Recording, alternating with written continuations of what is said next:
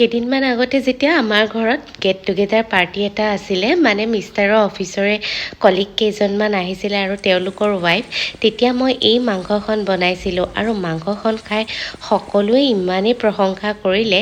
আজি ভাবিলোঁ সেই মাংসখনৰে ৰেচিপিটো আপোনালোকৰ লগত শ্বেয়াৰ কৰোঁ। এয়া মিঠাতেল গৰম হোৱাৰ পিছত গোটা মছলা, মানে সেয়াই আৰু ইলাচি, লং, ডালচিনি, তেজপাত দিছোঁ।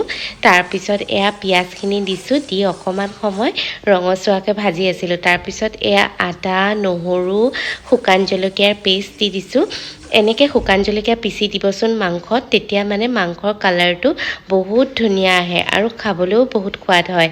তাৰপিছত এয়া মছলা, যিখিনি মছলা ব্যৱহাৰ কৰিছোঁ মই স্ক্ৰীনত লিখিয়ে দিছোঁ। গোটেইখিনি অকণমান পানীৰ লগত মিক্স কৰি এনেকৈ পিঁয়াজত দি দিছোঁ, তেতিয়া মছলাটো জ্বলি নাযায়।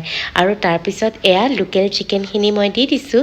এতিয়া অকণমান সময়, অকণমান নহয় মানে মই ভালকৈয়ে ভাজি থাকিম যেতিয়ালৈকে মাংসটো একেবাৰে ৰঙা পৰি নাযায়। প্ৰথমতে হাই ফ্লেমত ভাজিছিলোঁ আৰু তাৰপিছত জুইটো কমাই দি ঢাকন দি ভাজি থাকিছিলোঁ।